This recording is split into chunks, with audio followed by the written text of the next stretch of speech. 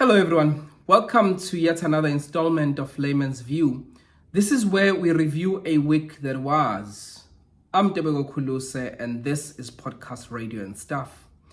Let's look at some of the biggest stories that came out of this week. And we're going to start with a somber story. I'm not happy. I'm not happy at all. This week ngicabanga about Uyinene Mkhwetiana, Karabo Mkwena, Tsegofatso Pule, Riva Steenkamp, Popi Qwabe, Namhla Mtwa, Nosicelo Mthembeni, Fezeka Ndlovu, Londeka Mbele, Pamela Maqhubela. The list goes on and on and on. And this week we added Olerato Mongale.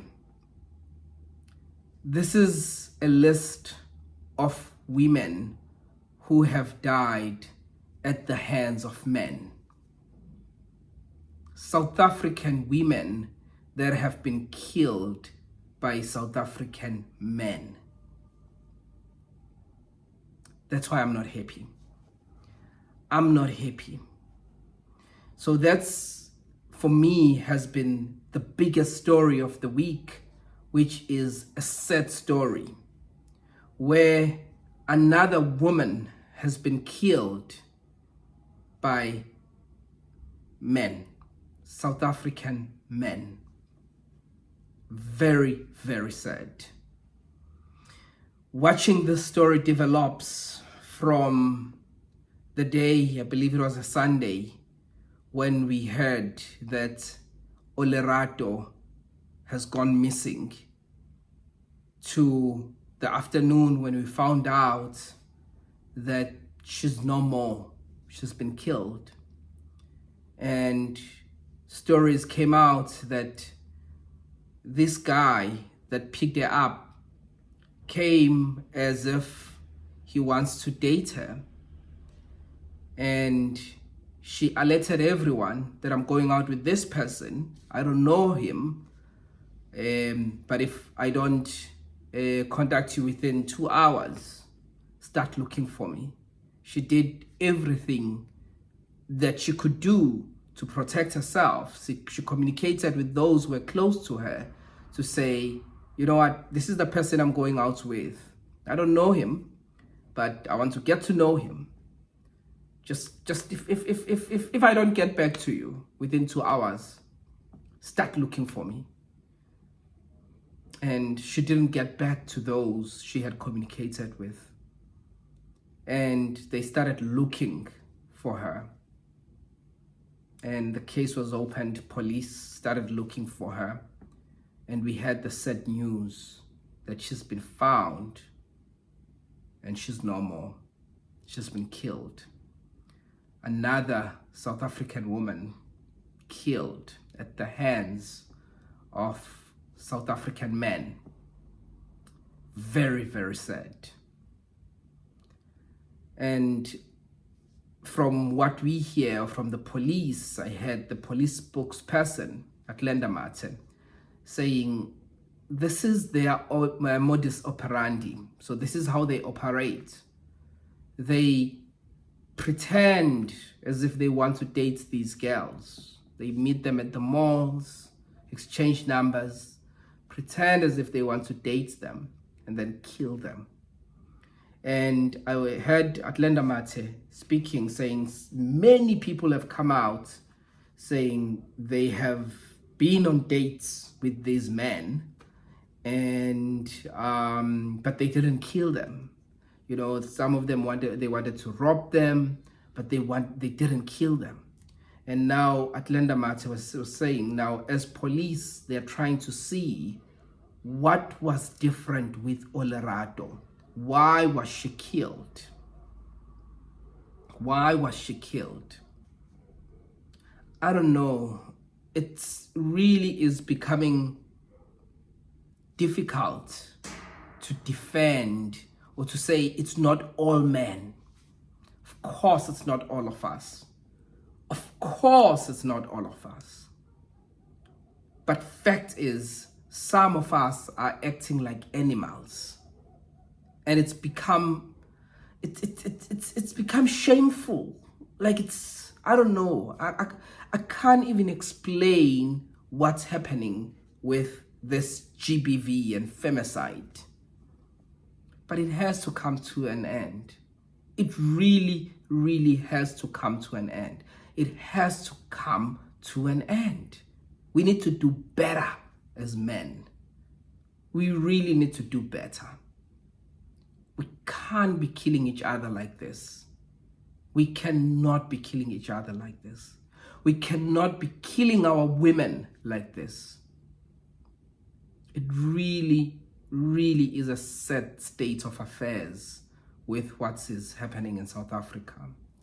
I was listening to Olerato's mom speaking, saying what justice she wants. And she said justice would be for them to face the same fate that Olerato faced, which is sadly, death. It was so sad listening to Olerato's mom. Really, really sad.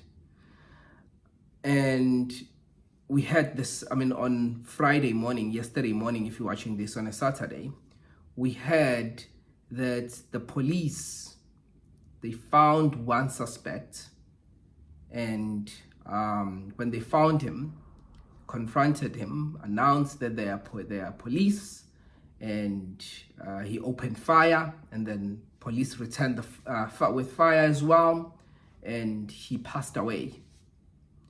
He passed away, and I don't know if we should be celebrating that or not, but I think what we should be celebrating is the fact that police are doing their work.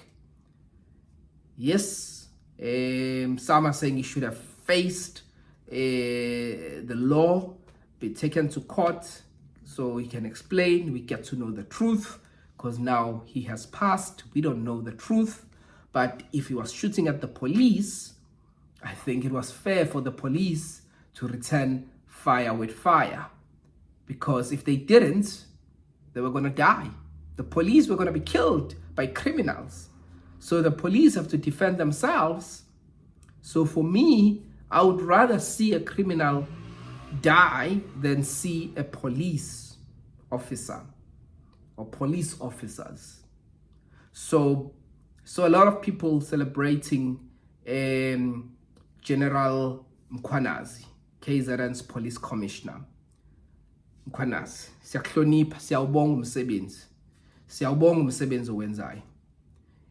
Ngoba angeke sivumele igebengu ukuthi zibuse, zichanase. Kwelikamthaniya kanti nase South Africa nje iyonkana. So muhle umsebenzi owenziwa uGeneral Mkhwanazi nezakhe. Nokubona ukuboshwa kweyigwebengu, so quick after the incident. We applaud that, because there are many, many times where we complain about police officers. So when we see them do good, we also need to applaud the good work that they do. So ukubabona nje besondela kuzona igebengu, zithi ziyamuva besondela kuzona, ngoba bengilalele i-press conference yakhe uGeneral Mkhwanazi on Friday morning, where he said, they were following them, they were watching cameras where they were going to a mall to withdraw some cash. So you can see that police are at work, which is really brilliant, really, really great to see. And it's not only them that were arrested. We heard that their parents were arrested as well. The father was, his car was used, that was found in Phoenix, in Devon, and umama alerted undodana wakhe ukuthi amaphoyisa ayamfuna. So police went to his to her house to look for this guy who's a criminal, and now he has passed on. And when they found the mom said, no, he's not here. And what the mom then did, he called or alerted his son that the police are coming there looking for you, run. So the son ran away, and then police were left with no choice but to take in the mom for questioning as well. She wasn't really arrested. She was taken in for questioning because she alerted a criminal, you know. And it really is sad ukuthi as abazali sizithola sivikela igebengu eziyingane zethu. I don't want to judge this mom for doing what she did, but my question is, how does she feel now that her son is no more because he was shooting at the police? But maybe had she not alerted him, the shootout was not going to happen. Maybe. So as a parent, I'd rather have my child in jail, in prison, than have them 6 feet underground. That's just how I feel. So I think as parents, we need to do better. I would suggest we do better. We don't protect our kids when they have wronged the society. They've killed. So let's not protect criminals. Let's not protect criminals. Let's allow them to face the law, the consequences of their actions. Because I think that's what we as parents should do when we teach our kids right and wrong, and we tell them that every action has a reaction. There are consequences for everything that you do, and consequences for killing someone is jail. It's going to prison. So that mom really I would say unbecoming. I wouldn't encourage that behavior, really unbecoming behavior. As parents, we just should not do that. And what is this thing of all the criminals are from KZN? As someone from KZN, I don't know, guys. There's a video that I watched of Begitele taken a couple of years ago. That's the former minister, as well as Police Commissioner. He was saying the same thing, that when there's some shooting, there's some big criminal activity that is happening, most likely there's someone from KZN. Hard to admit as someone from KZN, but that's true. That is true. In most cases where we see these big high-profile murder cases, there's someone from KZN. What's going on? What is going on? Kwenzakalani kubantu base KZN? Yindaba njalo mangabe kuukuthi khona okwenzakalayo okubugebengu nokuhlanganisa nokubulala, noma kuthiwa kwenzeka kwenye province, kwenzeka eCape Town, kwenzeka eGauteng, kwenzeka eLimpopo, kodwa ababulali noma oyedwa wababulali ukhona ophuma eKZN. Yenziwa yini leyo nto? Why? As KZN, we need to do better. Men need to do better. Parents need to do better. KZN needs to do better. Something is wrong. Something is wrong. We can't be such a violent province that every criminal activity, there's someone from KZN. No, we need to do better. We really need to do better. This Olerato's case has really been sad. My heart goes out to the family. We are proud of the work that the police have done, and I know ukuthi basalandela futhi abanye abasolo bakhona bavalelwe njengamanje ngikholelwa ukuthi bawu2 abanye futhi basafunwa. So sicela amaphoyisa ukuthi aqhubeke enze umsebenzi wawo. Siyawuncoma umsebenzi abasawenzile up until this point, and may they continue doing the good job that they've been doing. So it really is sad. While we are still talking about Olerato's case, 2 of the 3 suspects that were involved in Olerato's murder were out on bail. So I think we need to look at our bail system, because it can't be that dangerous criminals will be released on bail to go out and kill more people. That can't be. It can't be. There's something fundamentally wrong with our justice system and the way that it's being executed. Because if we're going to have criminals being released on bail for them to go and commit more crime, there's something wrong there. There's just something wrong there that has to stop. It has to stop. So those who have been tasked with the responsibility of looking at our justice system, they need to look at this bail issue, how it can be executed properly without letting criminals out for them to go commit more crime. That can't be right. It can't be right. No matter how you look at it, it cannot be right. Moving from one story to another sad story. 3 convicted criminals in the Joshlin Smith case. They were convicted. They were sentenced rather this week. Life imprisonment, which is good. It's good to see the justice system working. And with this case, it didn't take that long. It took about 15 months. The trial sat since 15 months since Joshlin Smith went missing.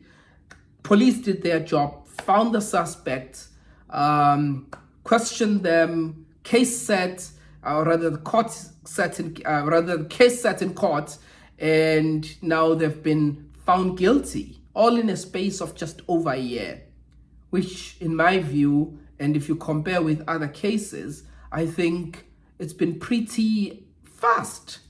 So quite efficient, if you ask me. And I hope this is the template that now will be used for other cases. Thinking of the Senzo Meyiwa case, sadly, it's been going on for years. Now, back to the Joshlin Smith case. As much as, we are saying it's a good thing that these criminals have now been found guilty and they'll be in jail to face the law and the consequences of their actions. What is sad, though, is that they did not tell the truth. They have not told us, where is Joshlin Smith? What happened to the child? Who did they sell the child to? So that's the sad thing. We don't know if Joshlin Smith is still alive or not. Of course, we hope she is still alive. But it's sad to know that the mother, Kelly Smith, what kind of a mother is this? What kind of a mother is this? She's not speaking. When she was being sentenced, I saw her crying there. As some evidence was being read, she was crying. But still, she's not speaking. We are happy that they're in jail. But we don't have all the answers. We'd love to know where Joshlin Smith is. We seem to be a nation that just doesn't take care of our most vulnerable people in the society.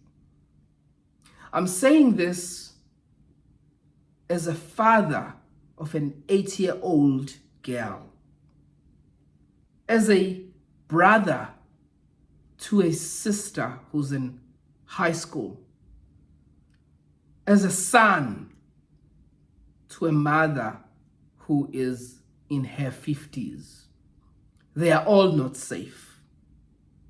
All not safe in South Africa if we look at how things have been happening. Looking at Olerato's case, and all the other names that I mentioned at the beginning of this video. And now we're talking about Joshlin Smith. If you link all of this together, we should be worried. We should be worried. If you have someone that you love that is a woman, you should be worried. Because they are obviously not safe. South Africa is not a safe place for them. We need to do better as a society. We just need to do better. I'm saying as a society because I blame men for killing of women, but also mothers are involved in protecting criminals. Mothers are selling their kids. It's a disaster. We just need to do better. We just need to do better. We need to do better. So those are the two sad stories that I decided to cover this week. While we are approaching the end, let's just look at politics a little bit. The EFF, we know that we saw budgets last week being passed, budget 3.0 being passed, and the GNU agreed that they are now happy with the budget as it is.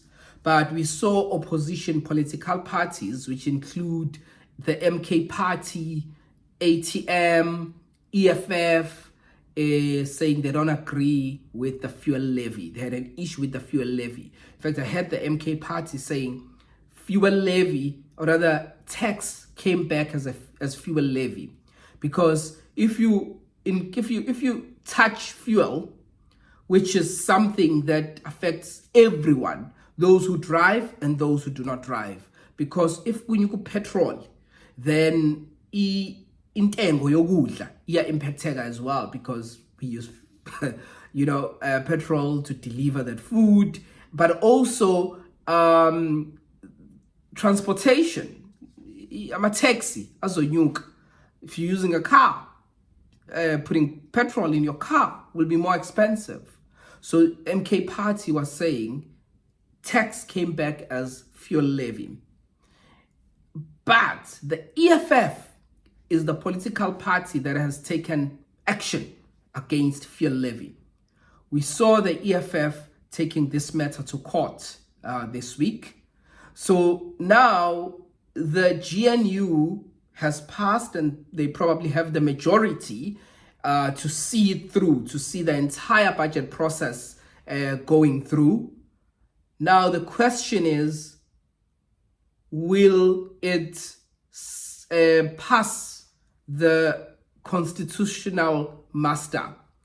Will the court find that the laws that were followed to increase fuel levy were correct or flawed? Because that's the EFF's argument. EFF is saying the processes that were followed to increase fuel levy were flawed. They're saying what the Minister of Finance did is not how you should increase fuel levy. I'm not going to attempt to go to the details of what they are saying, because it's just too complicated as someone who doesn't understand the processes of increasing fuel levy. But what I understood from their argument as they were speaking to the media is that the process itself is flawed. The minister did not follow the correct process to follow, or rather to increase fuel levy. Then if that's the argument, if the court agrees with the EFF, then the question is, will we see budget 4.0? Let's wait and see. But what I can say, as much as if EFF succeeds, it will disrupt the plans that government has for the country.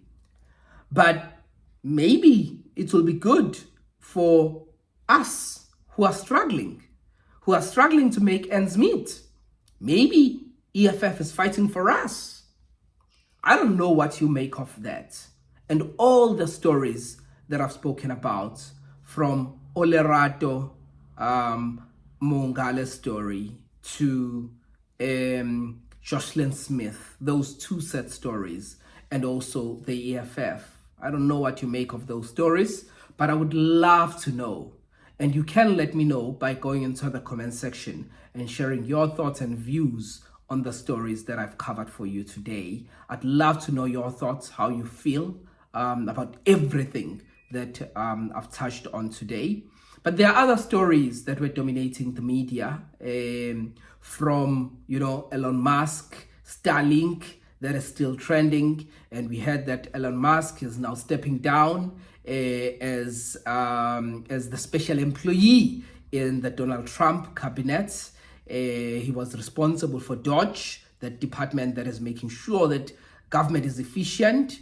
So maybe you want to comment about that. Starlink coming to South Africa. There are rumors that allegations that actually Starlink is operating in South Africa illegally. Maybe you've got an opinion about that.